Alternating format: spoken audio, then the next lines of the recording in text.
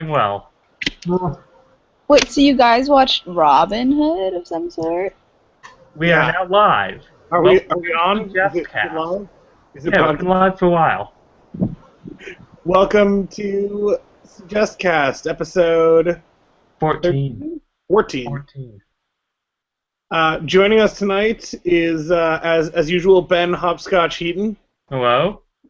And Nadia. We'll come back to Nadia when I remember whether or not I came up with a nickname for Nadia. We didn't decide that.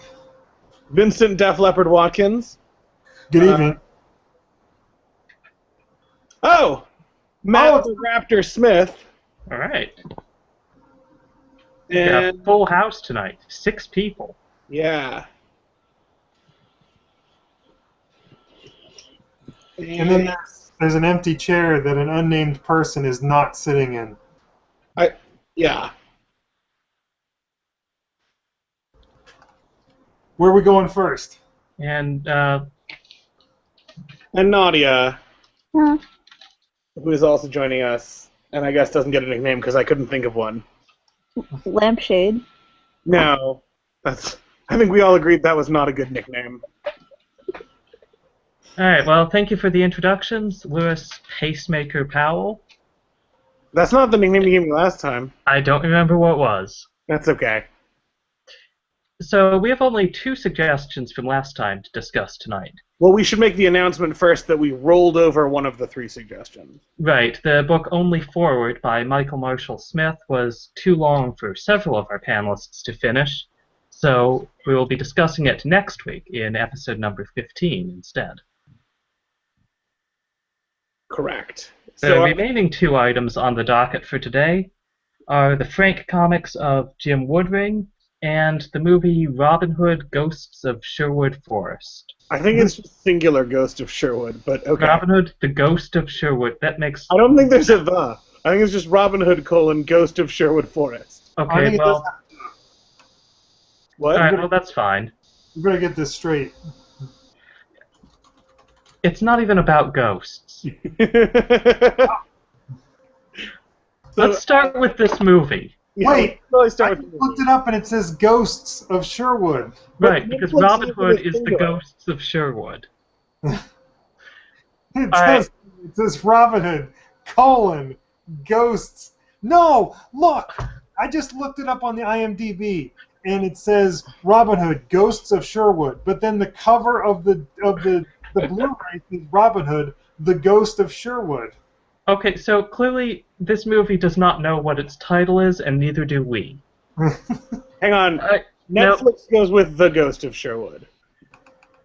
I kind of like Robin Hood : Ghosts of Sherwood because the movie is not about any ghosts, but at the end there's that line where Maid Marian says, "They'll be like ghosts. The Ghosts of Sherwood." Are there any metaphors? But he doesn't deliver it as well as I did. Okay, I'm gonna have to sit out the first part of this Acting conversation. was awful. Acting of whoever dubbed the lines for her or whatever. Okay, so we should probably start with so who We watched should probably... I watched the movie. Ben and Vincent watched the movie? Did anyone else watch the movie? Vincent, you watched it twice, right? Yes. You went... Oh, well. And, Lewis, have you watched the movie? I did! Well, Okay, good. I saw it the first time, the whole way through, and then I just rewatched the last half hour or so. Alright, and Matt, did you watch the movie?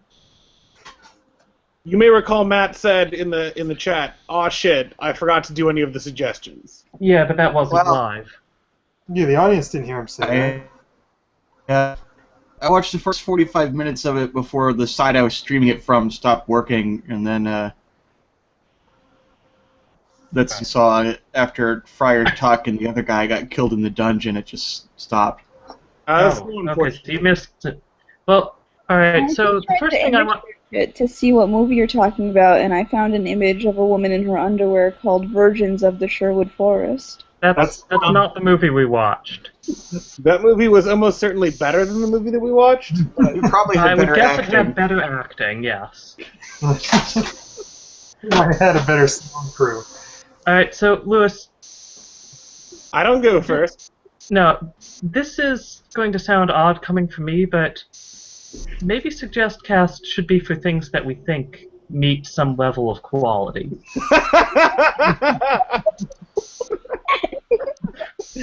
I thought the whole premise was that we're not recommending these things. That was the premise, yes. You think I've broken the premise? I'm starting to regret that premise. If we're going to change our requirements to institute some kind of standard of quality, I want to change my vote on Night Vale. So I'm not sure we should actually change our standards on this, but this movie was pushing it. I think Ben just wants me to be better at what I'm doing. I gotta tell you, I had a completely opposite reaction. I thought this was an amazing movie, although, well, it's terrible. But There are interesting things about it. yeah, and it's terrible in a way that terrible movies aren't usually terrible. Like, there were things about this movie that made it seem like these people had never seen a movie, you know? It reminded me more than any movie I've ever seen before of home movies. Yeah. They were like the kids in home movies, kind of improvising their lines and not really knowing what was supposed to be going on in the scene or how being filmed worked. I mean, we should run it down for the people who are watching this. Just some of the basic problems with this movie. Number one, all of the dialogue has been overdubbed. It was apparently filmed silently, and everything is said later, which makes the acting even worse. I mean, it's very bad, anyway. Maid Marian especially. You know when you're watching a sitcom or a movie sometimes, and they make fun of someone being a bad actor, being very stiff or nervous, and they always deliver their lines the same way. It's always the, why, hello there, sir. It is nice to meet you, you know, with the wrong inflection and the wrong. This was the closest I'd ever seen to an actual movie playing out exactly like that. There are lines in this movie where no English-speaking person could possibly have thought that line had been delivered correctly. And it's like, look, you know, we can't do a second take here. We don't have all day to make this movie, but it keeps going. It starts out with battle scenes that look like people are just walking through the motions. That had to be the worst on-screen combat I'd ever seen, I think. Was it directed by Ed Wood's child? No. Yeah, so maybe we should give a quick rundown of the plot, because that has the, I'm guessing the thing Lewis recommended this for, positively. So, Maid Marian is going through the forest. Wait, Ben, sorry. I hate to break protocol, but hold on one second. What we need to start with is the Netflix description of the movie. The Netflix description of the movie. And then you will explain what happens in the movie, because that's an important part of this. So, the Netflix summary of what the movie is this. While trying to resurrect Robin Hood and his merry men from beyond the grave, Maid Marian and Little John unwittingly turn them into the undead. It said... Okay, so that happens fairly late in the movie, like 3/4 of the way into it.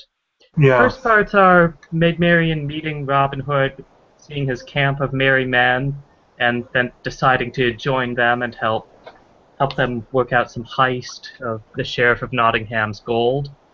That goes badly. Robin Hood and some of the others are captured. The others are executed. And Robin Hood himself is badly injured. He is taken in by a witch and healed with a healing potion.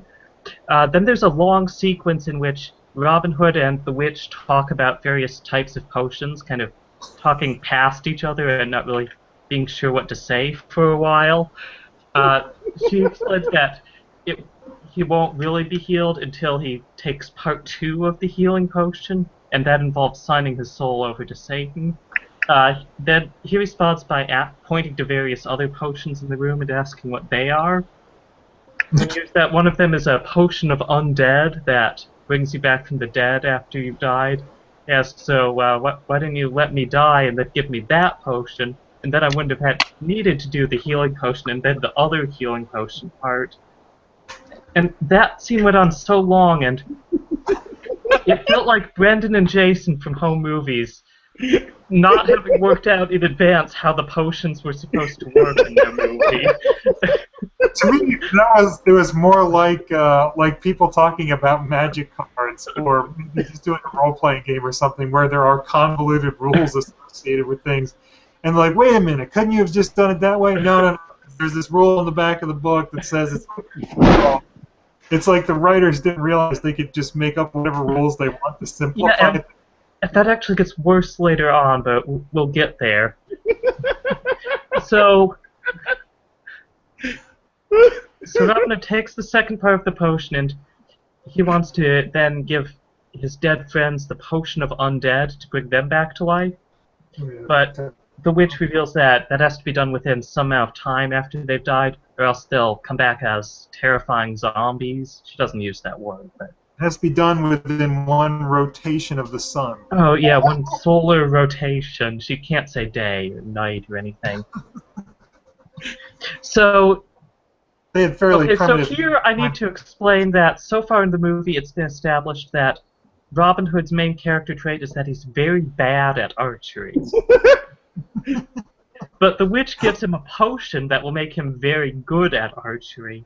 It was apparently on the basis of his poor archery that he was elected to be the leader of the band of outlaws.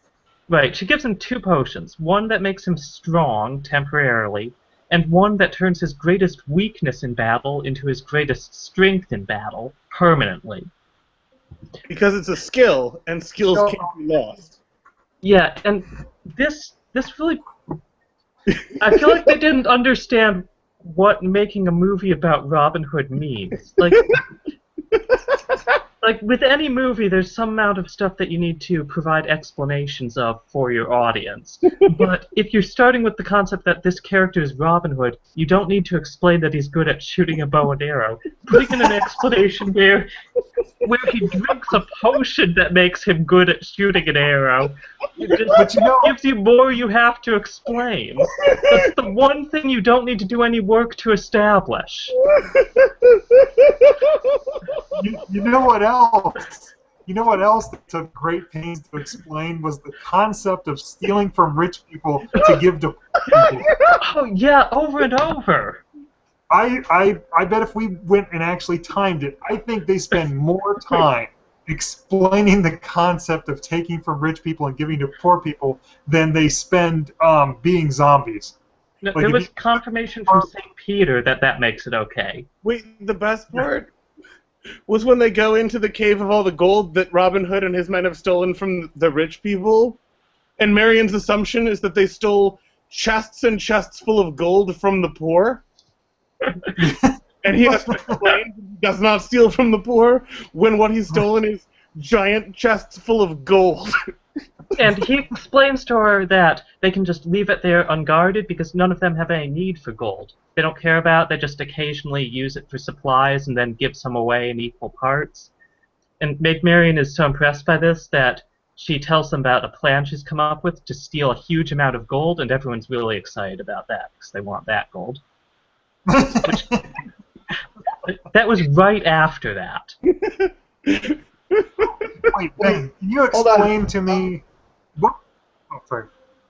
If you're asking me to explain to you how the disguise potion was a crucial part of that plan, I didn't follow that. Oh, yeah. For Maid Marian, why did she change her face? Yeah. If she's going to be dealing with people who already know what she looks like. And then they all recognize her. I don't know. I think maybe it was she had been traveling for a long time. It didn't make sense. Maybe but there was a part later, towards the end, where she is going to take that same disguise potion again, and Little John points out, no, if you do that, you'll be stuck disguised permanently. She says, no, you said before, only if you take 9 drops of it is it permanent. He said, yeah, and you took 6 drops before, because that's how much it takes to disguise yourself. 6 drops again, that makes 12. That's more than 9. Oh, it's total? Yes, yes. That's what I told Will. He didn't tell you that? Will forgets things sometimes. Is this movie on Netflix? Yes. Yes, it's Because a apparently real movie that upload your own exists. home videos to Netflix now, I guess. I'm trying to decide if this conversation would have been more enjoyable if I had seen it, because it's already ridiculous enough. I think this way is better. You can go seek it out later if you want. Did you know that the guy who plays Little John is a celebrity? Is he a celebrity for being an actor? Yes. Yes. Oh, okay. He's a famous horror movie dude. He had better stage presence than most of them. I didn't get the feeling that he was a great actor, though. No, but isn't it funny how Little John, who's like in every version of the story of Robin Hood, is like the second guy. Like he's the second most important guy of the Merry Men. In this movie, he shows up out of nowhere. Yeah. Yeah. Towards the Everyone, end. and then really with no explanation, he's just there. He's like, everyone else is killed. Maid Marian's watching. And then Lil John just walks out from behind a tree or something. Oh, who are you? I'm Maid Marian. Who are you? I'm Lil John. They've never met. Yeah, it's so clearly... He was skulking around the camp. He came back from a trip or something. He was mentioned earlier by Will Scarlet, I think. No, he was mentioned in that, but he was never appearing until that last bit. Right, so late in the movie, like half an hour before the end, maybe even closer to the end than that, the Sheriff of Nottingham and his men find Robin Hood's camp and just kill everybody there. Maid Marian and Little John are the only ones alive. Maid Marian because she's just coming back from visiting the witch with the potions. Little John because he popped out of the ground fully formed in that instant. I don't know. So Little John is upset that everybody's dead. Maid Marian explains at length and kind of badly that she knows somebody who can bring them back to life. So they go to the witch. The witch doesn't want to give them the potion of undeath because she's worried about turning people into zombies. Little John chops her head off. and then Maid Marian and Little John fill some bags with a bunch of random potions the witch has, and a bunch of potions of undead. I thought they were the good guys. They are. No, the witch is evil. But she was helping them. No, she condemns people's souls to Satan and such. I don't know why she tried to heal Robin Hood. That wasn't really explained, or maybe it was and I missed it. Ben, you left out the best conversation with the witch in the whole movie, which is when... Oh, the one where they try to explain to her that money will be useful to her as payment? And then Marian and Robin Hood get into an argument about whether or not giving the witch gold so that she can tempt other people is evil. Explicitly... so that she can use it to buy other people's souls. Like, they suggest this to her as a scheme. She apparently had never heard of it. They have to explain the idea of offering people money for their souls. She eventually kind of warily agrees, like, okay, show me the money and I'll see if it's enough. Maid Marian is, like, completely stone-hearted in this. She's like, if people are willing to sell their soul for money, they fucking deserve to go to hell. Then, right, Robin Hood doesn't like it. Right. This really does sound like home movies. Anyway, sorry, keep going. Fast forward. Okay, so they go back to the camp, they pour a bit of the potion of undead into everyone's mouths. Then people start to kind of wake up and something's not quite right about them, like their skin is kind of off color, it's greenish gray and such. They're kind of lurching about as if they're not quite there. Anyway, they're zombies. And then the rest of the movie is Maid Marian and Lil Jon running away from zombies and using random potions to fight them. These potions can do a lot of things. Like, one of them, like, Lil Jon uses it, and now if he throws a rock and says, Sipsozo, the rock will explode on impact. I didn't know that that's what it would do. The potions all have little instruction labels on them. Oh, okay. Another of the potions, when you drink it, it calls in an airstrike. One of them is just labeled Trap of Traps. Maid Marian I guess, drinks it or throws it at somebody or something, and a bunch of shimmering light comes out, and now the zombies are trapped in the forest of Sherwood and can never leave it. Is that how it ends? Almost. So then they leave the forest, they come across the Sheriff of Nottingham and some of his men riding by on horseback. That's a misleading almost. There's like 15 minutes of movie left. Yeah, so they tell the sheriff, oh, there's people back there, you should go after them.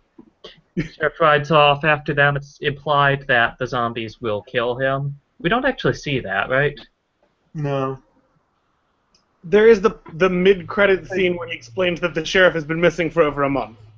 Yeah, what was the deal with that? That was too long to be a mid-credit scene isn't really a good thing to do anyway, but it looks like the movie has ended for a moment, but then we're back in just another scene. Back at the Nottingham Castle, which, by the way, looks like ruins. Little John has taken over as sheriff, temporarily in the absence of that guy from before. And they're trying to find a witch who can help them make more potions because their supply is running out, and they're not sure if the zombies will stay trapped in the forest forever. And it closes with Maid Marian saying the title line of the movie, which is something like, they'll be trapped there, they'll be like ghosts. The ghosts of Sherwood. I have a couple of questions. Is there something I didn't cover fully? Yeah, let's hear. So they didn't know that it had been more than one solar cycle? I think they just weren't taking the witch seriously. It didn't look like it had been very long. And you said Little John was in the ground, so maybe he was asleep or something. Little John was... I don't know where Little John was. He just showed up one scene, and we hadn't seen him before, but... Okay, my other question... It's not just that he'd been out of frame. He explicitly had never met Maid Marian. They had to introduce themselves to each other at that moment. Oh, so were they like, oh, hey, I've heard a lot about you? No, not even that. It's like, oh, hey, you know Robin Hood too?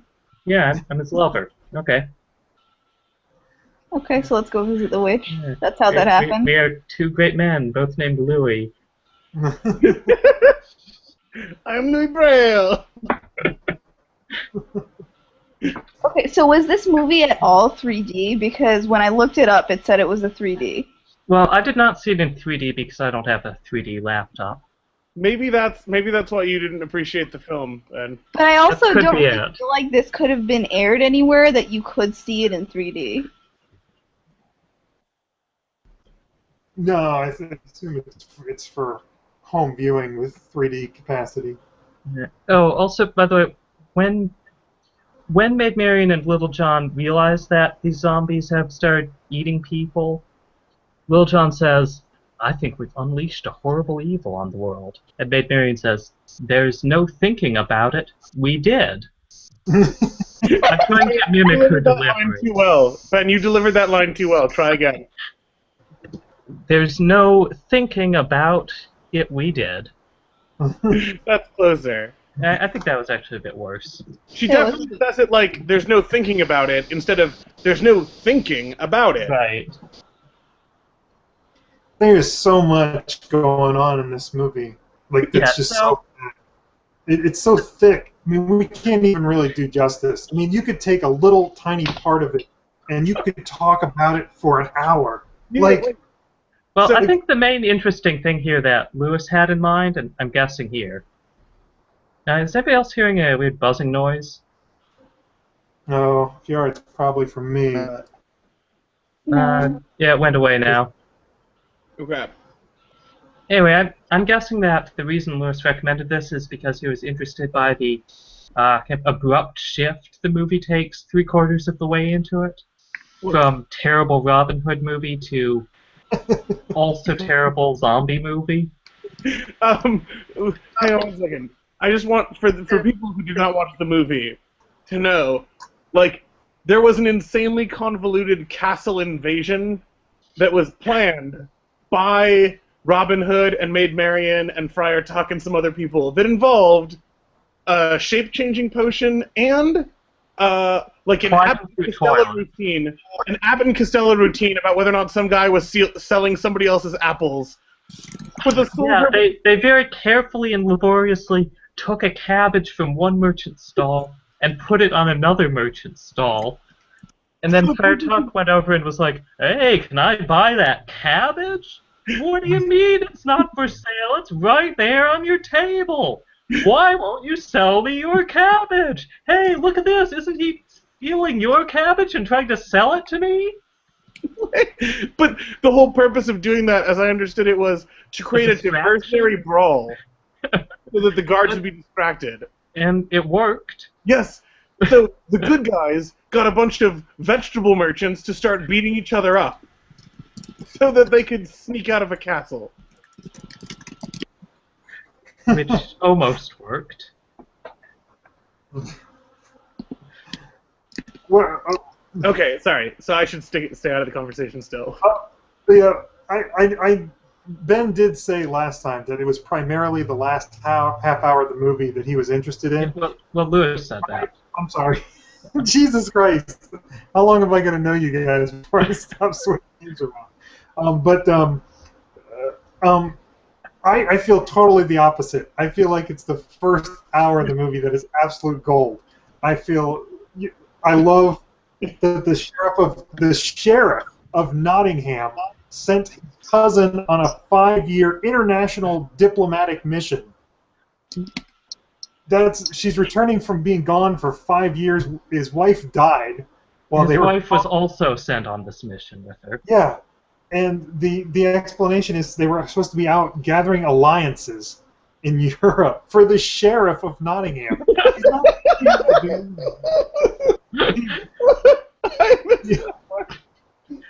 He lives in a castle with like 5 guards and 2 vegetable carts. And she had come back with something in trade, wasn't it?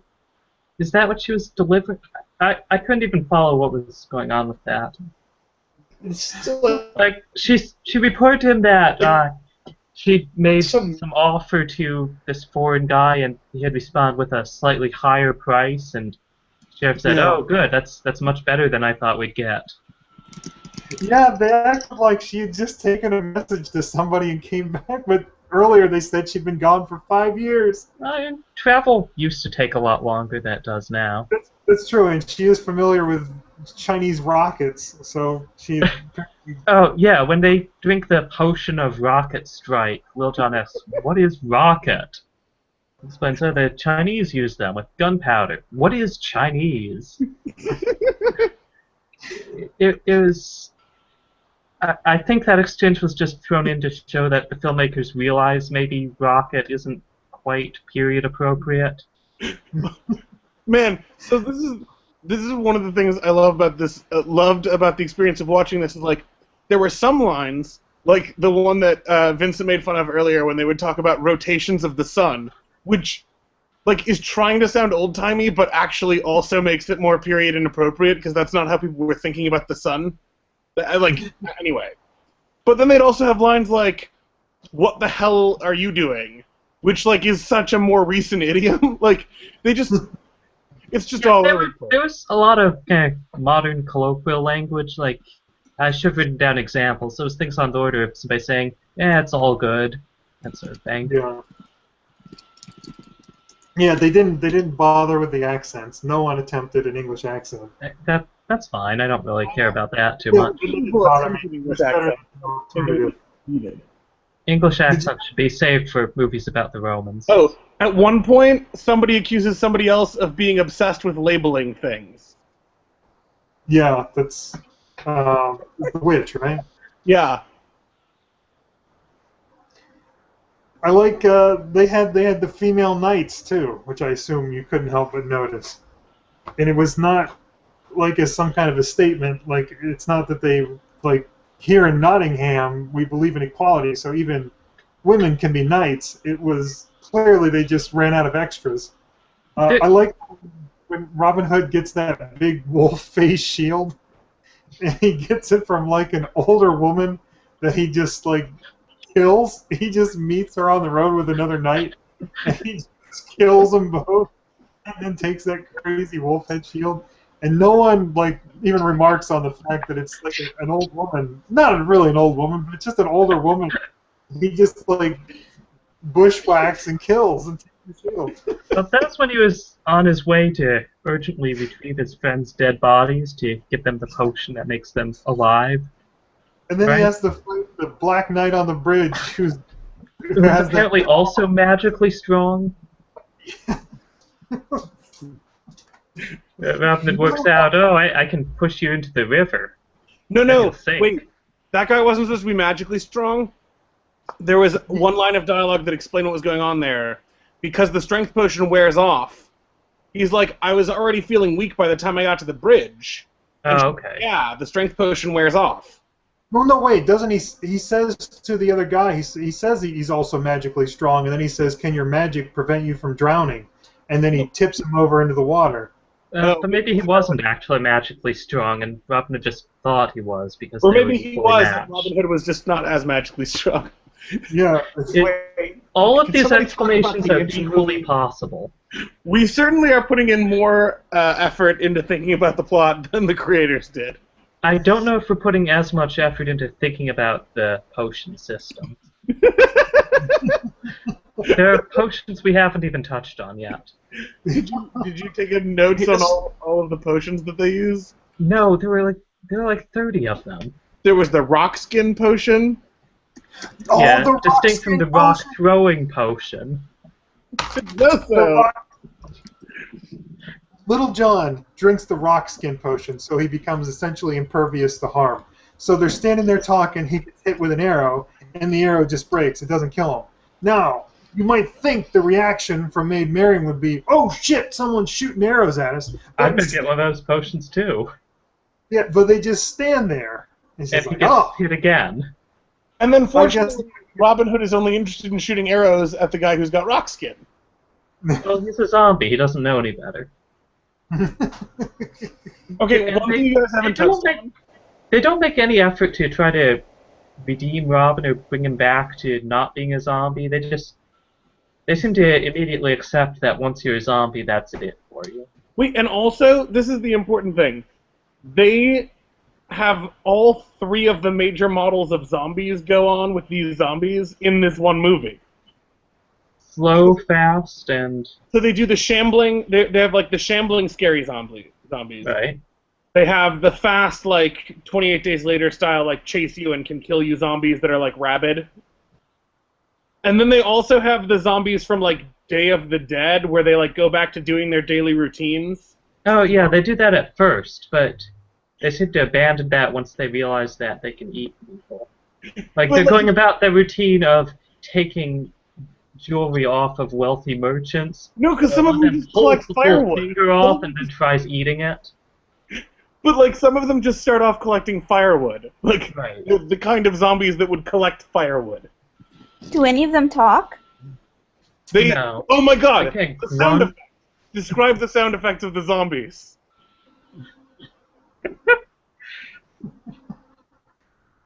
Imagine that you were trying to make zombie sound effects for a movie, but you didn't have much time to finish it. But you did have access to a YouTube video of the Raptors from Jurassic Park. And you played it into a boombox and then put that in your movie. It's like cartoon T-Rex noises, I guess, is the best way to describe the zombie shrieks. Hey, does the old woman in the intro to the movie ever play any significance? Is she a witch or something? Yeah, she's Like- the witch. Right? Yeah, Okay. All right. yeah, she's very important to it, in that she makes all the But potions that the last part of the movie What? is about. She's literally beheaded about 2 minutes into an argument about whether or not they can have the potion. Little John goes from 0 to murder in about a second. Oh, yeah, wait a minute. But in the intro to the movie, it shows all these guards being ripped apart viciously. Yeah, was that Is that something that happens at the end with the zombies? It was kind of unclear Yeah. to me what was going on. Because after that, also it the says, thing? few days prior. It shows that, then it says a few days prior. Ah, okay. Wait, just So why is so that all takes place in just a few days? I thought it was implied that Maid Marian was spending a lot longer time with the married man. it did? Like there's that whole montage of her and Robin hanging out with that music going. Yeah. I mean, I guess that could all have happened in one evening. You mean it happened in as much time as it was filmed? The best part, though, Ben, is that makes the timeline of this movie that we start with shortly after the zombies got created and were running rampant. Then we go back 3 days and we watch the extended, boring tale of Robin Hood learning how to shoot arrows by drinking a potion. He's not even learning. He drinks the potion and now he can shoot better. And then the mid credits epilogue scene thing takes place months later. Yeah, why was that as a mid-credits thing? Why did they start acting like the movie was ending at all? Because, as Vincent said, everything about this is as though the people have never seen a movie, let alone know how to make a movie. The lighting was good in most of the scenes. They weren't completely ignorant of filming. They had the cameras. Wait, you mean the lighting? You mean the lighting in all the scenes where it's clearly still daytime and they talk about it being nighttime, like in a movie filmed in the 50s? Wait, when was it supposed to be nighttime? At the beginning of the movie, it's supposed to be like dusk or whatever. Oh, well, okay, then that was bad.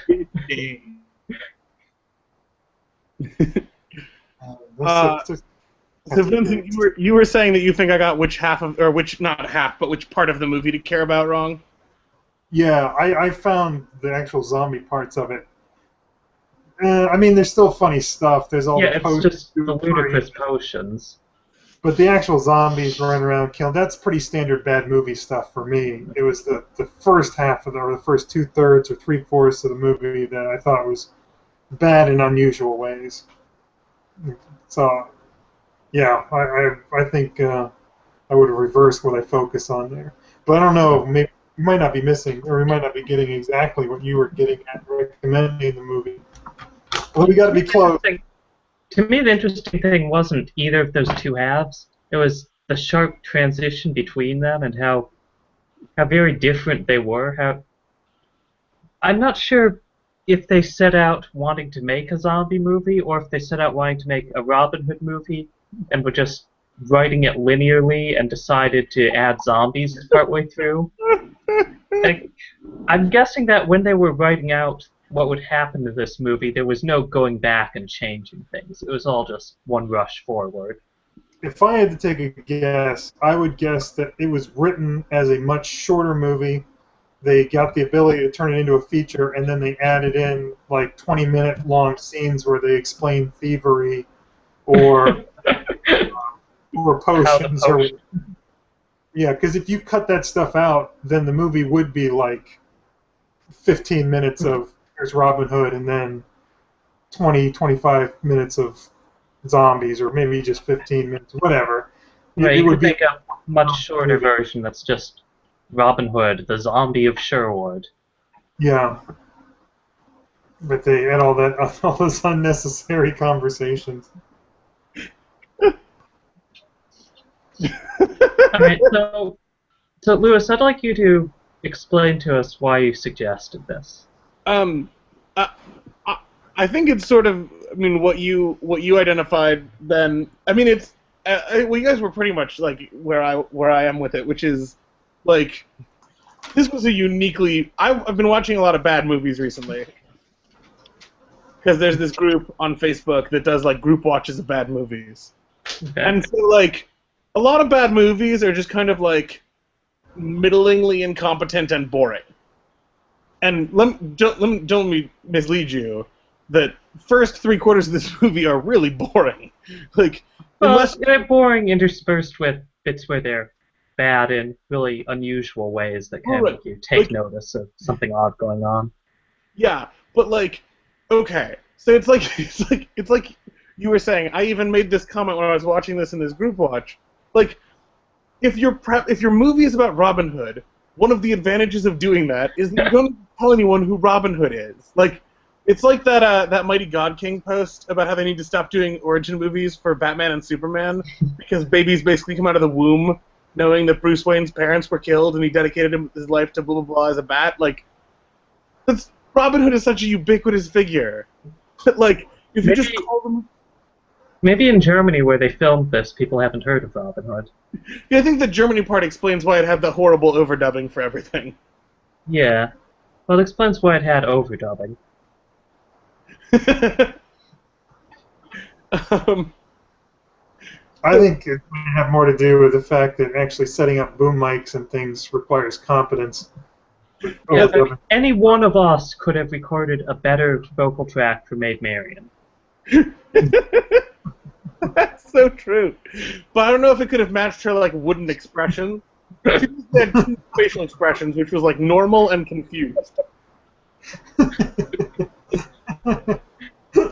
So it's but she sounded like she wasn't confused by the situation. She sounded like she was confused about what her sentence was going to mean. Yeah. Yeah. That's right. But her face always just looked confused.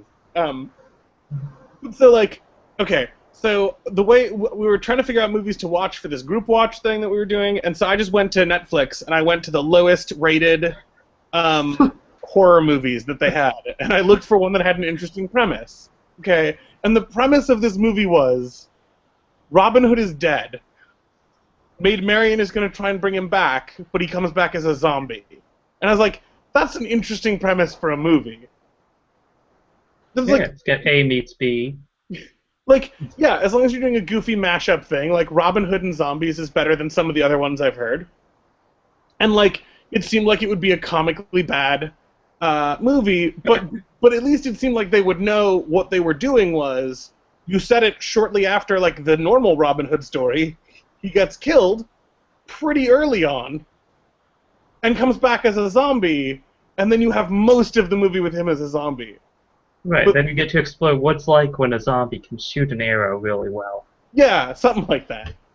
So he shoots arrows? A couple. Yeah, but I mean, he also just runs around making bad zombie noises. His archery isn't really explored in his undead phase. Or his alive phase. This is the least archery-focused Robin Hood movie I think I've ever seen. That's true. After he gets his archery power witch, how many times does he shoot an arrow? Like twice? Well, he does his daring adventure. Like 3? He has the daring adventure to get his friends' bodies back, and that involves like 5 or 6 arrow shots, but they're really impressive arrow shots. Yeah. Well, like the dude on the bridge, why didn't he get that guy with an arrow? Yeah, I was wondering about that. Why was the dog there? I hadn't thought of it as being like home movies until Ben said it, but it fits so well. It was exactly like home movies. That they do seem to have just maybe like shot it and made it up as they went. It's also notable because like there are 2 relatively well-known horror movie actors in this. Mm-hmm. I did not know that. The guy who plays Little John, and who else? The sheriff behind him, I think. Oh. Yeah, Tom Savini. He seemed like he knew how to act a bit. Wait, so he didn't have very many lines. One of my favorite reviews of this movie on Netflix starts like this. What are the chances that Kane Hodder and Tom Savini, 2 icons of the horror genre, would show up on the exact day you are recording your family vacation at the Renaissance Fair?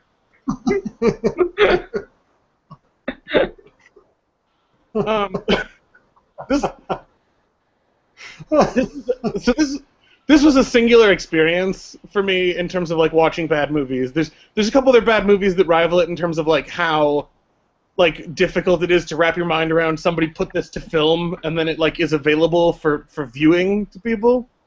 But I think for me it was like the tonal shift that Ben was reacting to was like at a certain point I was like, oh my god, did they just literally make up the text for the summary? Because we're like an hour and a half in, Robin Hood's not dead yet. He almost died, but he didn't die. And I was like, oh my god. Right, but he was brought back by that 2-part healing potion. I chose this movie to watch for this thing specifically because the premise was Robin Hood comes back as a zombie. And we're like an hour and a half in, he's not even dead yet. And then, the moment that my feelings about the movie like took a 180 was when Little John, they're in the witches thing, and Little John goes, or I think Maid Marian's just like, oh, you're just an evil witch. You should give us the potions or whatever. I don't remember. They were just demanding that the witch give them potions for free. Unclear why the witch would go along with this. And then Little John just decapitates her. Like, there's no escalation. It just goes from, like, verbal dispute, not even an argument, straight to beheading. His friends were dead. He wanted to bring them back to life as quickly as possible. And then there was an amazing bit of social commentary when he's like, we can't let them catch us with the potions. Oh, yeah. I will be revered as a great wizard, and you would be burned at the stake as a witch. And Maid Marian says, why is it different for men and for women?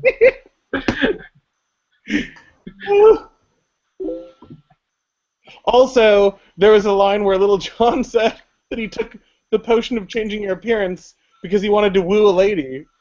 That's why he's so handsome. That's why he's so handsome. No, I would not have like gone out of my I wouldn't have thought like, wow, they cast a really ugly guy as Little John. Like, he's not especially handsome or anything, but like, yeah, it's fine. I wouldn't have thought him as unattractive, except that they were like, that's why I'm so dashing, and you're like, oh no. When I first heard the line, I thought it was a joke. I thought it was sarcastically commenting on his looks. I guess it might have been, but then I don't understand why he took the potion. No, it was not a joke. Okay. The line was probably written before they got Kane Hodder to be in the movie, and then just like, well, we've got Kane Hodder, and we can't really change the line now. But yeah, do we really want to tell Kane Hodder that we're changing the line so that it doesn't imply he's good looking? Here's the problem though with that theory, Vincent. It runs right up against Ben's theory that they hadn't written the script until they got to the scene where they were filming it.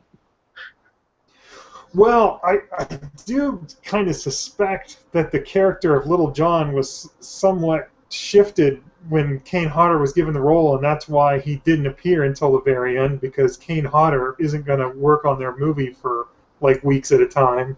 Like, I'm pretty sure he probably showed up one afternoon and they shot all of Kane Hodder's scenes because they couldn't afford to have Kane Hodder around. So that's probably why. In the frame with a zombie at the same time. Did you guys like the special effects when she used her blue lightning magic to? Oh, the Trap of Traps potion. Yeah. Oh, wait.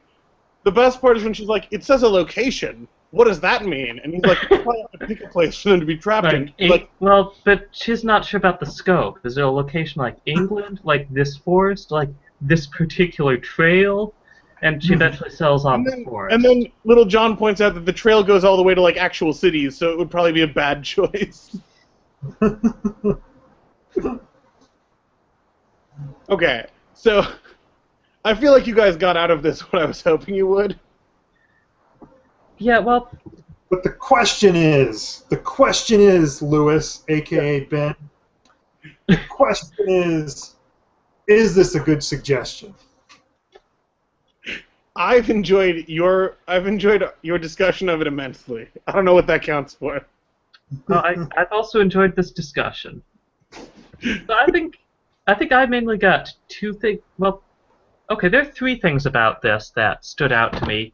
First, the surprisingly home movie style dialogue in it, which I had not expected you would find in an actual released movie. Yeah. Second, the weirdness of that shift towards the end, but this isn't... I don't think this is a necessary example of this. I think you could probably find examples of works that take some odd turn in their tone and genre partway through without being extremely unpleasant for the first part and the last part. I want to say on that, though, part of it is that the last half hour, it became what I was expecting it to be the whole time. You were expecting those potions? No, I was expecting a goofy, silly, shitty horror movie. Right. But you know what's a better example of that? From Dusk Till Dawn. That's a movie that, like 2/3 or 3/4 of the way, it's just some like people sitting around a bar and doing stuff, and then all of a sudden it becomes a vampire movie. I think I went in knowing it was a vampire movie, so maybe I didn't. Yeah, well, if I see it now, I'll know that going in, so it won't surprise me. It was not like secretly a vampire movie. You knew that's what it was about from the poster and the commercials, but I'm just saying... Well, I've been avoiding those commercials because I didn't want to be spoiled. In any case, the vampires don't emerge until well into the second half of the movie. At any rate, what I meant to say was just... they dropped... There were some balls that they dropped the entire time of this movie, and then there were some things that they only fucked up for the first hour and a half, and a whole different set of things that they fucked up in the last half hour. Like, yeah, that was in fact interesting. Yeah. At any rate, that's why I was suggesting it. And okay, and the third thing that I found noteworthy here was just that made me think about what it is you need to establish about your premise in a movie, and what you, more importantly, what you don't and shouldn't. Like, I think the fact that they made this movie about Robin Hood but didn't understand what that would mean for their storytelling, that was pretty interesting. Like, the idea that they feel like they need to go to the trouble of talking about how he and his merry men do their thieving, but also they need to carefully establish in their own potion way how he can shoot an arrow. Well, yeah, here's the thing, though. It would be one thing. I could understand why a Robin Hood movie would have, like, a line or even a short scene that involves just basically name-checking the steal from the rich, give to the poor idea. Right, but this movie decided that the audience has probably never heard of any of that, so we need to run through the entire Robin Hood thing from scratch. Wait. And not just that they wouldn't have heard of it, but then when they did hear it, they'd be confused as to why that might be a good thing to do. So he'd have to explain how redistribution of wealth might help the poor people. Like, and then explicitly add confirmation from God and St. Peter that this was okay. And not just the morality of it, the actual mechanics of it. That he is not stealing from the poor.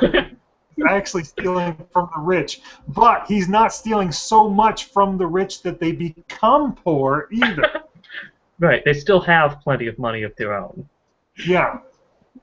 Which sounds like a joke. Maybe he doesn't at this point, but they do. He does literally say that he doesn't steal enough from the rich that they become poor, so it's still okay that he's stealing from them.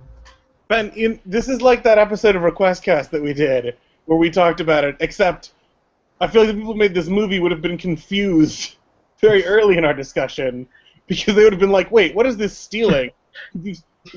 I'm not familiar. Right, when I was asking you, okay, what if I steal from the rich and give to other rich people? That's neutral, right? Yeah. Well, okay. So I guess it's time for final judgments, maybe, or up or down, or whatever we call this segment of the thing. It sounded like you were headed towards a thumbs up there, Ben. I'm torn about because I really don't feel like I can, in good conscience, recommend that people watch this. It's not recommend cast. Yeah, but I don't feel like... I like how if I were trying to explain these concepts to people and need an example, I don't know if them having watched this would be a worthwhile way of improving that conversation. I think... You'd say watch home movies? I could see myself sometime in a conversation saying to somebody, so you know how the acting is in home movies, in those bits where like, Jason is just questioning the concept because he's lost track of what's going on and this thing his friend is making up. I saw a movie that was actually like that. But I'm not sure how useful that is.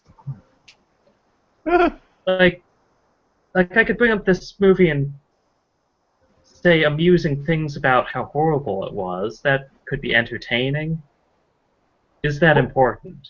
What if you need to explain to somebody like potions? No. Sipsoso. No. What? Why was the magic word sipsoso? No explanation. Because they're Led Zeppelin fans, maybe? No, but, like, I do think that, one of the things I reacted to was, like, how much of the movie was spent building up and establishing something that they should be able to take for granted. And I feel like this is a great example of why that's a bad thing to do.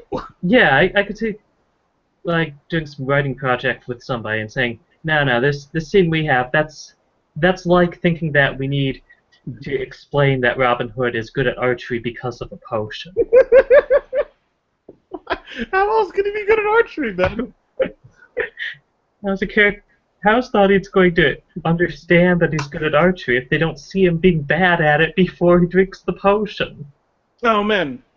That's reminding me of, in the Flophouse episode on Mr. Megorium's Wonder Emporium, they discuss how there's, like, 3 different framing devices for the story. There's a little kid relating to you that somebody else is going to be reading from a book, and then the book contains the movie that you watch. And they're like, I have no idea why the filmmakers thought that people wouldn't just understand the idea of a movie. And they just embed it within someone relating that there will be a story told by a person, and then showing us the story being told by that person. Sorry. Okay, so then you're torn. I'm going to give the... Okay. You're going to give I'm going to give this a reluctant thumbs up with the understanding that anyone watching this, if you've heard this discussion, you do not need to watch the movie now.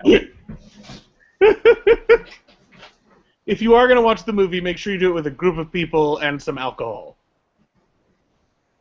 I'm going to give it a thumbs up as a suggestion. I'm going to say you don't have to watch it with a group of people or with alcohol. And I'll say what sticks out to me about this movie so much more than other bad movies is that if you really tried to sit down and explain what was wrong with it, it would take 5 times longer than the movie itself to go through everything that was wrong with it.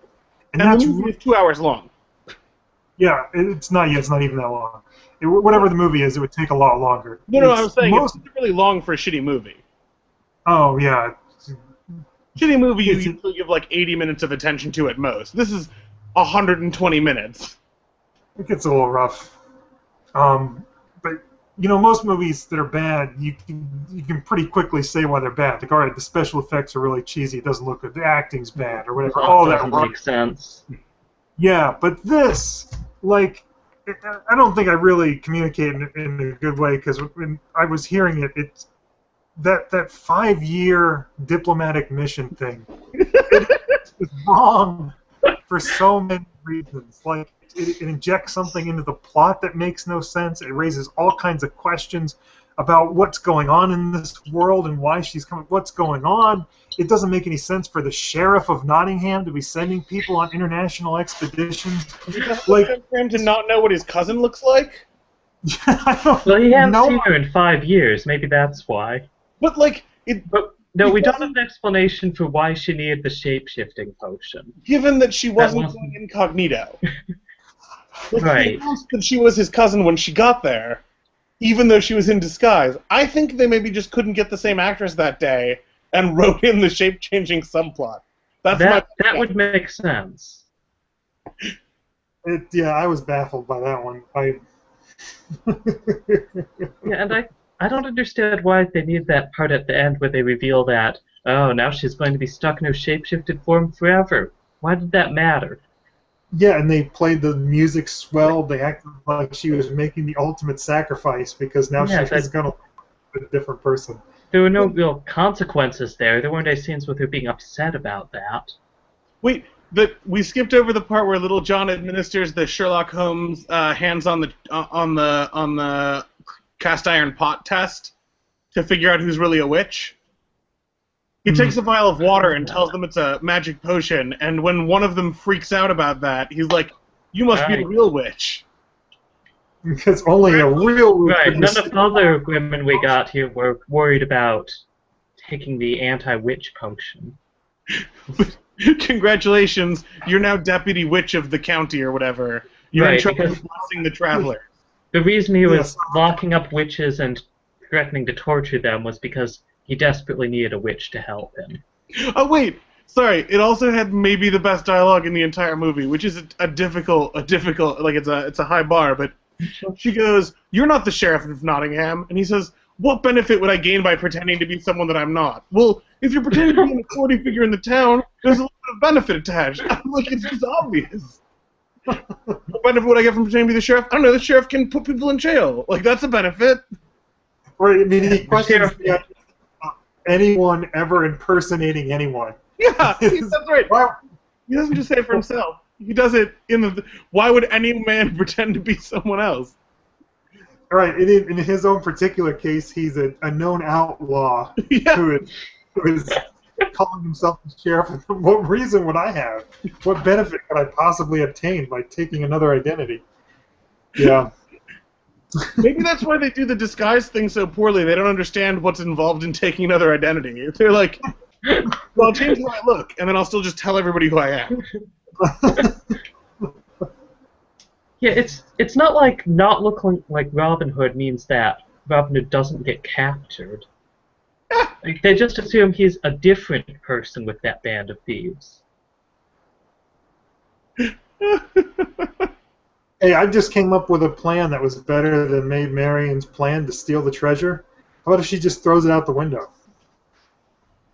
Instead of them crawling through a tunnel of shit to pick it up and then take it back down to the tunnel. That would be better, because that also requires her to be left alone with the treasure when the Sheriff of Nottingham leaves the room, but apparently that was a fine assumption to make anyway. Yeah.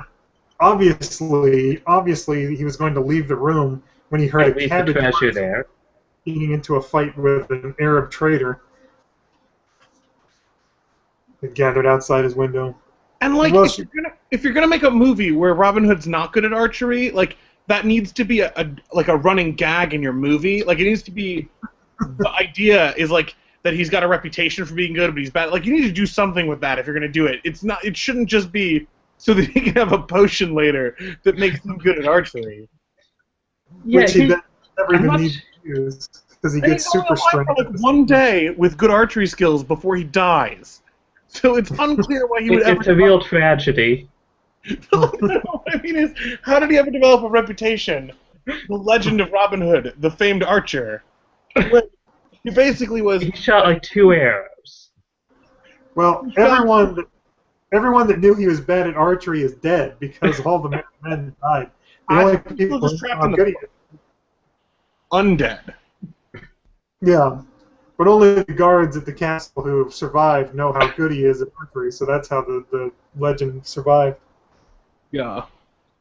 Also, oh, right, he had the super strength potion. I was going to ask how he got Friar Tuck and the other dude to the witch's cave, but he had the super strength potion. That's how he got it. Right, yeah, so he just... The movie explained that. Okay. Sorry, we should probably stop talking about this movie now and start talking about Frank, because we've been... I think we're like almost at the hour mark. Okay. That's fine. This is all gold. Alright, so these Frank comics. The one I read was Weathercraft. Oh, wait, sorry, I also give it a thumbs up. I'm very happy with my decision to recommend it. Alright, so this was, I wasn't able to get one of the more anthology-style ones. This was a single storyline. Who else read a comic by Jim Woodring? I read, I think, pretty much everything in the Frank book. Oh, that's good. But I sort of skim-read it, so I didn't, like, carefully study it, and I think there's a bunch of visual wordplay that I missed. Yeah, I think I maybe... I think I'm going to go to a further library and get some more of this guy's stuff, because, well, spoiler, I enjoyed the comic.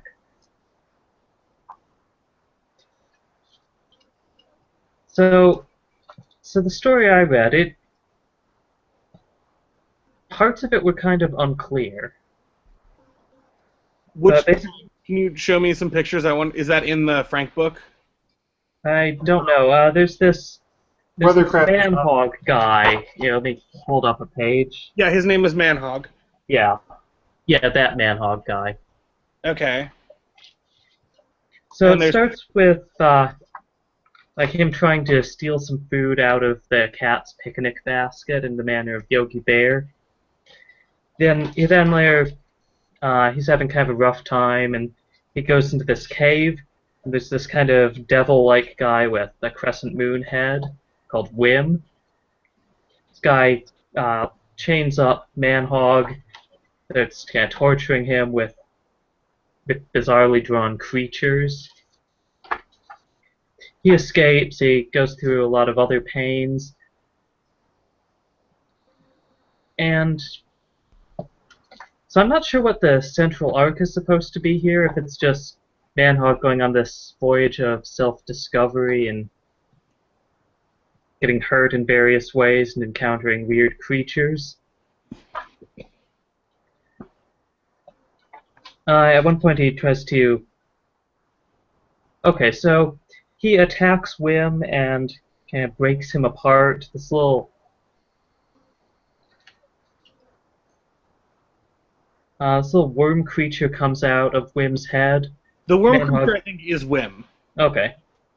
Yeah. Manhog tries to catch that worm creature, but it goes into some plant and then transforms the plant into some big plant monster thing that can, I guess, do some reality warping attack thing that I was unclear about. Here, I'll hold up the panel where that's happening.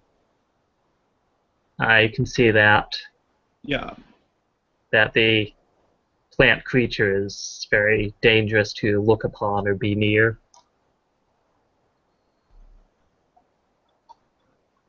Anyway, Manhog goes on his vision quest and stuff.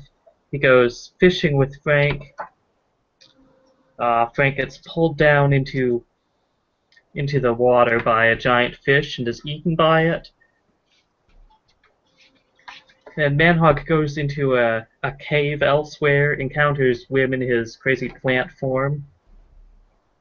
But then Manhog walks into a wall of the cave, kind of pulling the cave wall aside as though it's cloth and wrapping it around him.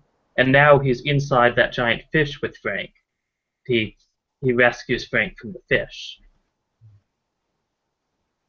And then he goes and kills Wim in his plant form, but in the end Wim is back to life. Manhog just vomits him out. And that's basically the end of it. Okay, so I read I don't think Vincent recommended this because of the clear, coherent plots. Yeah, probably not. Here's a note that I took. Dolly, Kafka, H.R. Geiger, and Goya taking place in the world of merry melodies. That's sort of the tone that I felt like we had here. We have like some surrealist elements from Dolly, some like nightmare-y, like dreams you can't wake up stuff coming from Kafka. A lot of, I think, subtle sexual imagery in the shapes that are being chosen, which is like sort of Geiger-esque. And then the grotesqueness of Goya. But it's all being done in what is aesthetically a very like 30s cartoony, like Steamboat Willie style, but less identifiable of what species of animal he is. This means that I was often not liking it while I was reading it, like particular things. I liked it on the whole, but like there were particular panels that made me very uncomfortable. But I feel like that's more about me than about the material. Like, that's like, just I guess preview of my thumbs up or thumbs down. I'm going to be a very strong thumbs up on this suggestion. I'm very glad that I know about it, and I'm glad that I read it. But there were many parts of reading it that I didn't enjoy because it was a bit too grotesque for my tastes. I'd like to hear more about the structure of the ones that you read, because you read an anthology, right, of shorter stories? Yeah, so the anthology is interesting. So some of them are in color and some of them are in black and white. Mine was just in black and white. They tended to have a sort of like Frank encounter... The structure of the stories tended to be Frank encounters a weird animal or a weird creature or a weird object, tries to find out how that object works or tries to interact with it. Things go awry in a way that would be dangerous, and then, what is it, Pupshaw? Yeah, Pupshaw saves him. That's what I would say, like, if there was a sort of common arc going on, it would be that. That's interesting. Frank and Pupshaw were barely in the one I read, so maybe I got a very unrepresentative sample. Yeah. Well, you should. I can send you the PDF that I have of this one that I. I'm going to be getting some legitimately from the local library. Okay.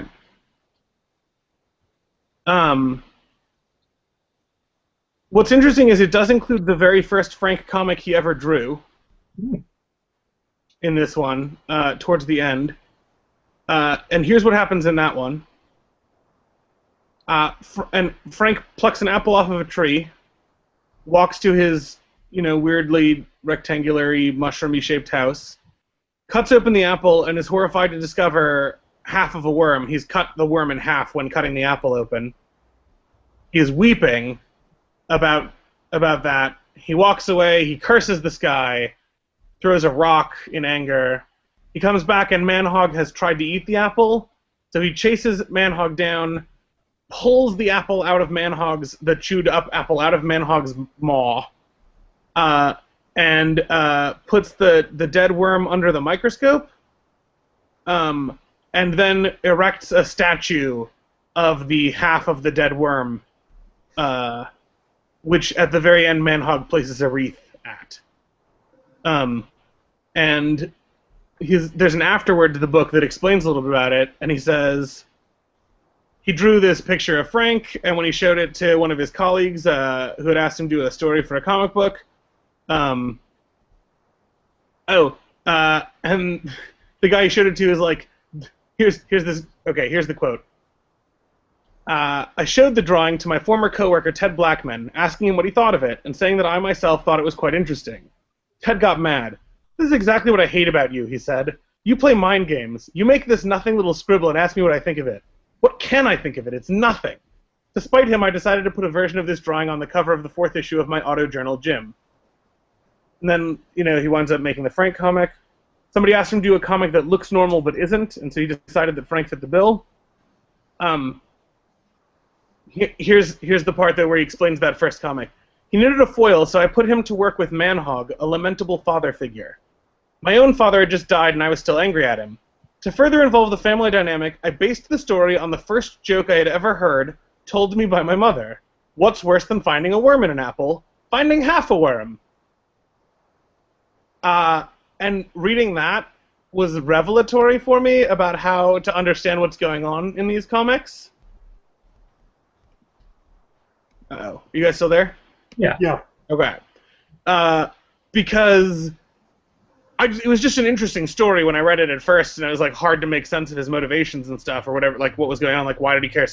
But then, when you get that it was based on that joke, where the joke is premised on how horrifying it would be to realize you'd eaten half of a worm, but instead he flips it, and it's about realizing how horrible it would be to realize that you killed a worm. Like, it's just such an interesting flip on that joke. And at the very end of the afterword, he says that he used to just tell people what the stories all meant, but he's decided to stop doing that because he preferred it when they had more of like an air of mystery about them. But he said there's one called Frank's Real Pa. Let me see if I can find the thing where he says it. And I wanted to ask Vincent about this at some point. However, in the spirit of public service, I will give you a clue to the meaning of one story, Frank's Real Pa. There is a pun at the center of it that, once realized, snaps the whole story into sharp focus. This pun involves the eye pool into which Frank so desperately longs to jump and the surrogate he finds at the Jerry Chicken's yard sale. The message is one that everyone can embrace with real profit to their lives. Don't go around saying I didn't warn you. Now, I read that story, and it just seemed like an interesting story. In this one, he has a dream about a pit that has a ring of eyes around it, and wants to jump into it in the dream, and he does in the dream, and then he wakes up, and he finds a rug at a yard sale that looks very much like the top of this pit. It's like a circular rug with a ring of eyes around the outside. And he takes a nap on it, and the dog that's always trying to protect him keeps trying to throw the rug away. And then eventually he winds up getting tricked by the demon thing into going into the pit. I'd have to go back and relook at it to get all of the details of what happens, but it was just a really bizarre story when I read it the first time, and now knowing that there is in fact a concrete intended meaning for it that's based on a pun I should be able to decode, now I want to go back and approach a bunch of these stories as puzzles, or at least get the decoder ring so I can find out what they all mean.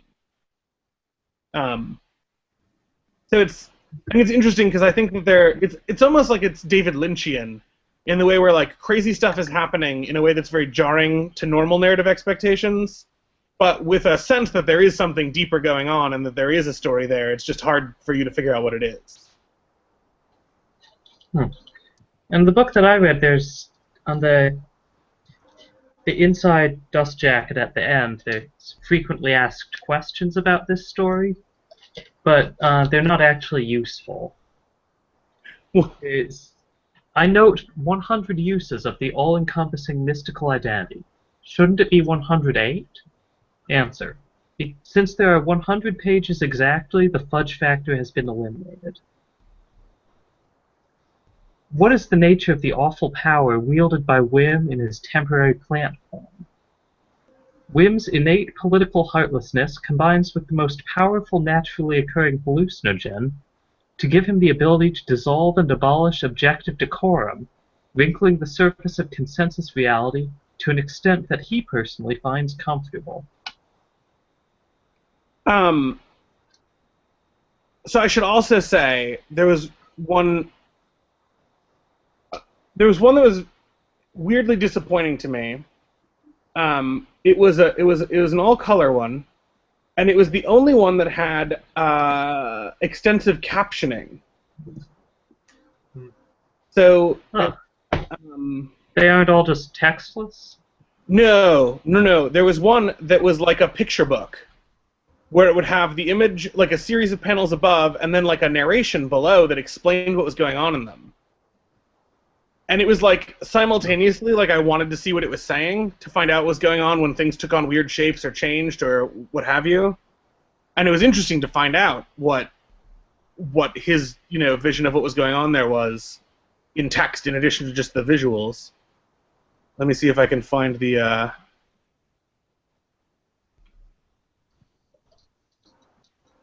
Yeah, because I had a hard time working out what was going on when things would change or locations would shift, and I figured that was intentional.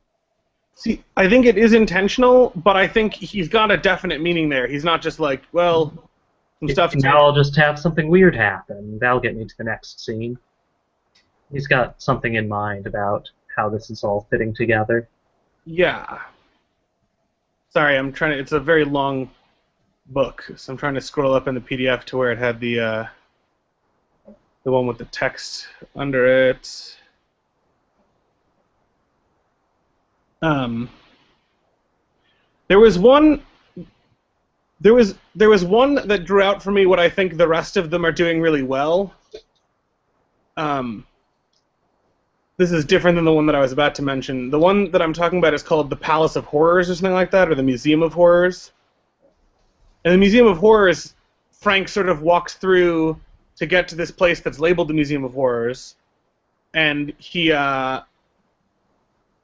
sees all this like atrocious, grotesque stuff going on along his way, and then he gets up to the Museum of Horrors, and it's like a little tiny statue of Wim that you can look at through a microscope, and then he walks back past all of the horrible things that he saw before, and he writes the word exit on the door, on the outside of his door, so that it's like he exits into his room.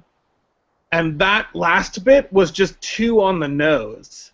Like, it was like so unnecessarily over-explaining the concept there that I was annoyed by it, and it made me realize that like I liked that for the rest of the time it was not really over-explained or even explained. So the one with the text, so it'll be like a page of images. I don't know, can I screen share? Is that a... Sure. Let me see if I can screen share here. Let me just shift the Hangout focus over to you. Okay, where's the screen share button? Okay. I don't see it yet. Share. Bam. How about now? Yes, I see it. Beyond the face. Man-hog beyond the face. Okay. So you have this image. Man-hog is trying to catch this bird. You got some, phallic and mammary imagery going on there. But then I look, don't see that at all. Look at that sweet little bird, and there's Manhog ready to cause some mischief as usual. Oh my god, he scored a direct hit, and here he comes. The bird will have to be quick if he expects to escape. There it goes into that, drain. Hurry, Manhog. Yeah, that's unnecessary. He injures his head. He starts hallucinating. Now, what's interesting is, normally, when I'd be reading this, I would take it to be up for grabs whether Manhog's head bump has revealed to him something that's like actually going on that he couldn't normally see, or if it's just a hallucination. But this just says the bump on his head has affected his mind, and he sees Frank as no one has seen him before. In his pain and confusion, he believes Frank is someone from heaven, and he starts trying to chase him down. Like, I think I liked the ambiguity, and this one was removing the ambiguity too much for me, and I could get enough of the narrative without it, I think. But it was really interesting to see, because it made me appreciate what it was that I was liking. And then, just so that people can see what I mean by grotesqueness, here he sees a little statue of like a racing trophy that just has a leg and some silver paint, and he decides to cut apart his own leg and cover it in silver paint, which works about as well as you'd expect, because it's not as cartoon logic as you'd think. His leg just gets bloody again in about a second, and then he eats a fish, but the fish looks crazy and weird to him. Like, this is... I think I liked it better when I had to try and construct the whole narrative myself than when it was handed to me. But I as I said, I like more of it than I dislike, but I was uncomfortable with a lot of it, as I would expect to be if someone had told me what it was in more detail before I read it. The frequently asked questions for the one I read make a point that Manhog deserves all the intense suffering that he's subjected to in the story. Oh yeah, he seems pretty evil, not just because he looks like a Manhog, but because I think the first thing you see him do in the one that I read is murder a bunch of stuff that seems like it probably shouldn't be murdered, and then maybe try and murder Frank as well. I don't remember. He just seemed pretty evil. Not that Frank seems like uniformly good. Frank seems more neutral, I guess. Pupshaw True neutral? What? True neutral? True neutral. Okay. Pupshaw seems like the only one that could be identified as a force for good in the stories. Pupshaw is always looking out for Frank. So, yeah, I was eager to talk about this one, but not for the part where you and I talk about it, but for the part where Vincent's going to explain a bunch of stuff about it that I didn't get from reading. Yeah, I am interested in hearing like what he was hoping we would get out of this. I found it intriguing and kind of confusing. I want to know if he knows what the pun is that's supposed to help explain the meaning of Frank's real paw, which is the follow-up. It comes immediately after Frank's faux paw. Yeah, I don't know what the pun is at the center of that, and I have a feeling it's not terribly obvious. I think Woodring, maybe like some other people we know, has his own concept of what makes sense and what should be obvious. And when he describes what his comics mean and what can be understood, you kind of have to take that with a grain of salt. He has some private symbols that perhaps are never explained anywhere. So if maybe it's not what the pun was, he'd be like, "Who am I? And who am I? Dib? You should be able to see this. The kid's an alien." Yeah. Maybe. I mean, it's hard to tell with Woodring because he writes a lot of stuff that makes him seem like he's schizophrenic, but it's apparent. It seems to be an affectation, or at least he seems aware of what he's doing. But at other times, it's not clear how much of it is an affectation, so I don't know. I would agree with him or you or whoever is saying that it probably is a mysterious element of the stories that makes them more compelling than if everything were written out. I think the story... What's that? Yeah, I think he said that in one of the interview things that I read. I said it about it, and I think Ben said it as well. Yeah, I think the story I read would be worse if there were explanations at every part where a plant gets all crazy or somebody goes to a place where you wouldn't expect them to go. Ben, what if it was like the Stan Lee style? Remember this plant demon from his first appearance in Frank #2? That would make it much worse.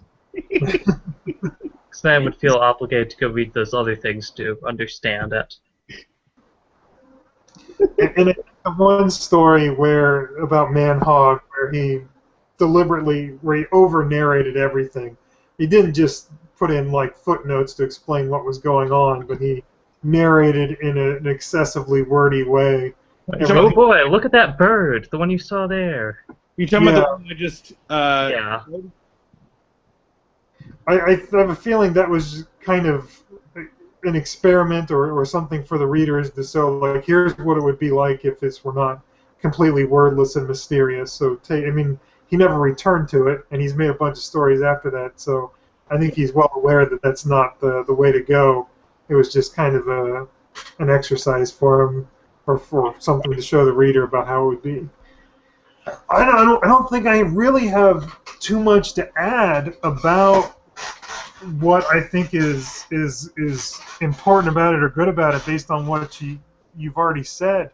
I don't think it's not like one particular thing where I would say you're going to see some other comic and then say it's like this comic you read. There are just some artists who are different enough from what else is out there that they become, reference points in themselves.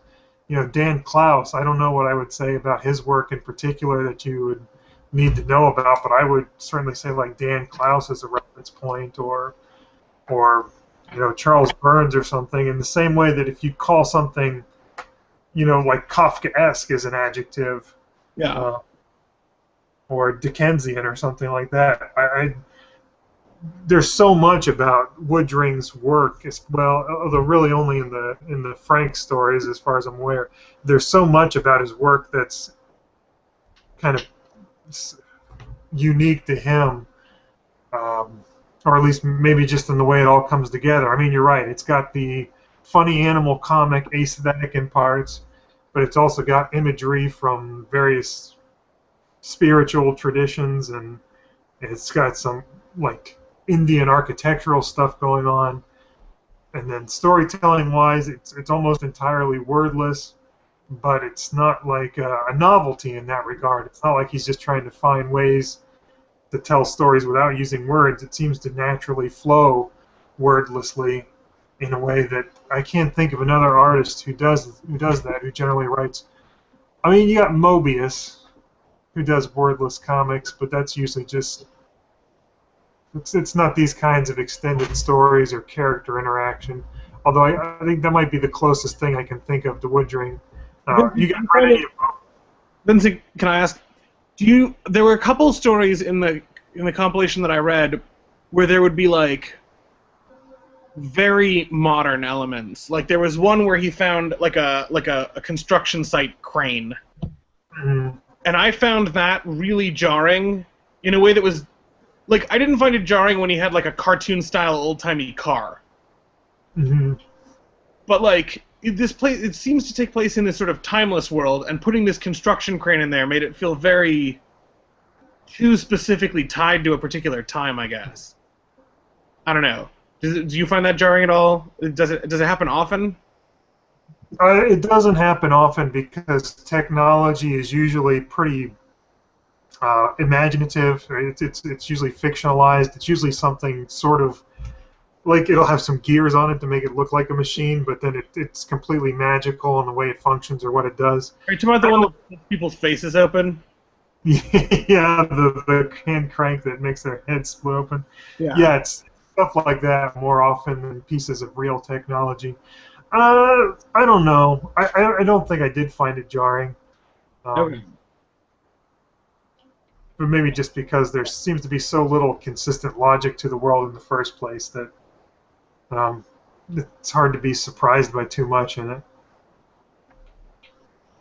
But anyway, that's really. It seems like if it seems like a cop out, I hope it doesn't. But I just think Woodring's one of these artists who there's not much out there or anything out there like him as a whole. Although you might see an element in someone else's work or a particular story and say that that's what it's accomplishing there is kind of like from the Frank comics, something like that. So that's all I got. Yeah. All right. Yeah. I'm not sure I'll often be referring to things as like these comics. I enjoyed reading them, and I plan on seeking out more of his work. Yeah. But I'm not sure that as a suggestion it's going to be much of a touchstone. Although it kind of depends on. Well, you can read a lot of comics though, but I don't know. Do you read a lot of wordless comics? Not too many. I'm trying to think of. This was a very well done wordless comic. You're right that when a lot of people try making something completely wordless, it feels forced in places. Often people end up having to do some workarounds where characters are communicating to each other but just gesturing to a thing that they're talking about, or sometimes a speech bubble with a picture in it. This didn't do anything that crude. Yeah, I mean, it might just be that there's nothing similar enough to it. Like if you saw something similar to it, you would use Frank as your reference point. I think so, yeah. But yeah, it might just be that there's not enough stuff out there that's like it that you would point to it. Yeah, it's a good example of. Yeah. Do you say dream logic? I'm not sure that's quite it. You know what I think it's like somewhere between dream and nightmare logic. Like there are some. Are those different logics? Yeah. How so? I'm legitimately curious there. I think of nightmare logic as being almost synonymous with Kafkaesque. Like you're trying to get into a building, but no one will let you in, and you have an appointment. Like this sort of like where you feel an impending doom, and like things are conspiring, or like you need to run but you can't lift your feet type stuff.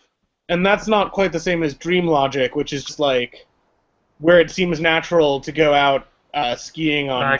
I'm talking to my mailman, but he's also my second grade teacher. Right. I mean, it might just be like the dark mirror of the other or whatever, but like they are. Yeah, like just being in a house that you know is your house, even though it looks nothing like your house, like that's not nightmare logic yet. I think nightmare logic has to have like you're trying to escape from a thing and you can't, or you're like you are trying to make sure you hand the paper to the person who needs it, but you can't find the paper. I don't know. Anyway, that's my analysis of dreams is probably not the important thing here. I think there's stuff in animation. We can table that for now. Yeah, I think there's stuff in animation that this is a good reference point for.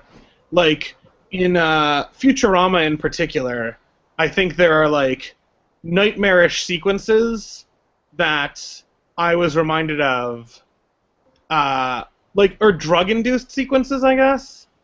Like, I'm sure there's one where, like, Fry overdoses on Slurm or something, where he has, like, weird visions, and, like, looking at this, I was like, oh, those were probably inspired somewhat by some of the, like, artistic style here. Hypnotoad looks like a very element. You know what cartoon I've seen images on that convinced me without much doubt that the artists were basing their work on the Frank comics is SpongeBob SquarePants, believe it or not. They have a few episodes where like Patrick and SpongeBob are making freakish faces at each other, and some of the faces... Penis-shaped monster. Sorry. Yeah, they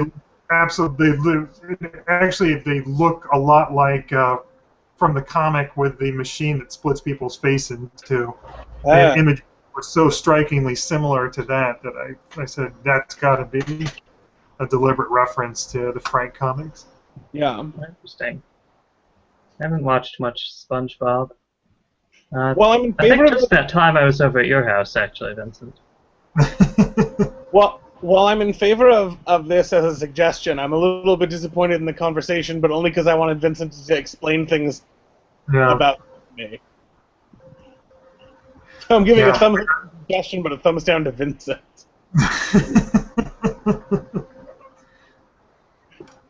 Yeah, A- would not I'm buy. giving a thumbs down to the suggestion, but I'm planning on reading a lot more of these.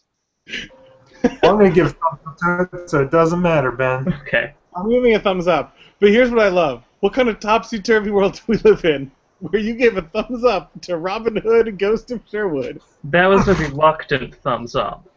With the side note that people should not watch it. You didn't even give a thumbs up. Yeah, look, Jim Woodring's comics are much better than that movie. Yeah, But that's not what this is about. Can I just point out, though, that I have a really good track record for getting thumbs up on things that you guys did not enjoy even a little bit. Like, I'm really nailing this category of things that are worth suggesting for SuggestCast, according to you guys, but not worth watching. Alright, so let's move on to suggestions for next time. Okay. Ben will be suggesting only Forward. Right, Only Forward by Michael Marshall Smith. Okay. I'm going... Oh. Go ahead. Go ahead, Vincent. Here's what I've got for you. Has anyone seen a show called Gregory Horror Show? I have not. No. Has anyone even heard of it? Nope. No. All right, this would be great. All right. Now, here, the problem is this thing has a really weird format. I don't know how it was shown originally, but each season has like 25 episodes, and each episode is about 3 minutes long. Okay. It's an awkward thing to watch episode after episode in a row because each one has its own like introduction with title and stuff like that. And it was not edited or made in such a way that it's convenient to watch. Like, it's just kind of a hard thing to sit there and watch a cartoon that restarts every 3 minutes. So you want us to watch all of them in a row? I don't think you need to watch all 25. I think how you want. But I'd say stick to the first season. Watch them in order. Start at the beginning. I think maybe 4 or 5 would probably be good. Keep watching if you want more. I haven't looked too much. I've seen the first episode available online. I'm guessing the other ones probably are too. Okay. If not, we'll work it out. Okay. I have an A suggestion and a B suggestion. Which one do you guys want? The A suggestion. Vincent? I have a feeling the A suggestion is going to be the asshole suggestion. Okay, but and the B suggestion will be the butthole suggestion. Neither of them is intentionally a jerky suggestion. One's a video thing and one's a text thing. We'll go with A. It's fine. We can do A. Okay. Which one was A? A was... First one. Yes. Okay. Got it. Okay. I'll save B for next time. A is the text one.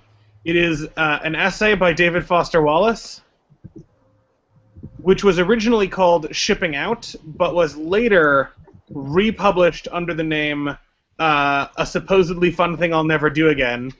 It is a review of a luxury cruise trip for Harper's magazine. A supposedly wonderful thing I'll never do again? A supposedly fun thing I'll never do again. Okay. But I put a link to a PDF from the Harper's in the chat thing. Okay. There's also so a supposedly fun thing I'll never do again is also the name of a book in which it was republished with other essays. But I'm just recommending the one essay about being on a cruise ship. All right. Is this thing really long? It's like 12 pages or something. It's not too bad. Alright, Matt, the Raptor, do you have a suggestion for this week? No, I don't think I would be able to suggest anything anyway, since I didn't do the other suggestions. Although I had seen a few short Frank comics before, but I never read a book of it.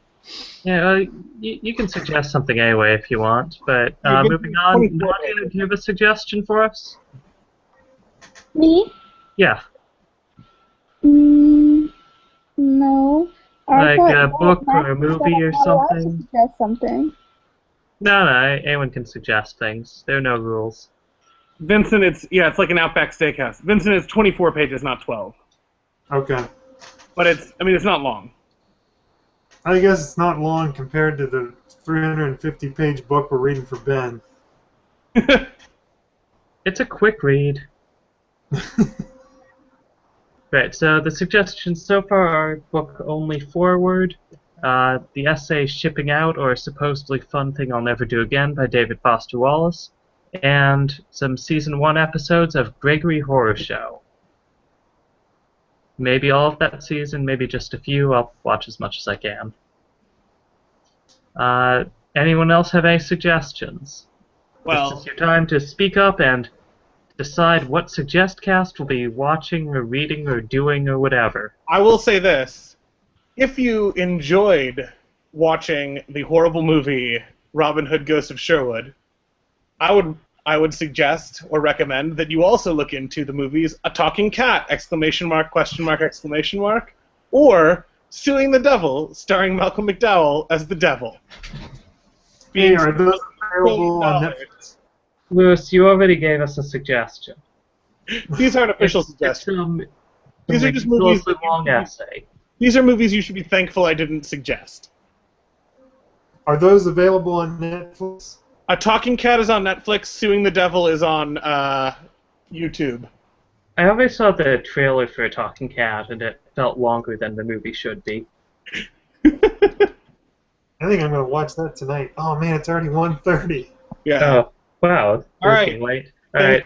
So nobody else has any more suggestions? Come on, more suggestions. We can do it. All right, and that's it. It's a wrap. Here. That's a wrap. All right. We don't need more things to do. Have a good night, everyone. Take us off the air. All right. Good night, everybody. Are we off the air? No. Well, take us off the air. I'm working on it. You just push one button. It's not that hard. Yeah, I know, but I haven't pushed it yet. Oh my god, just push it. Lewis, do you not like being on the air? I want it to be over. It's almost over.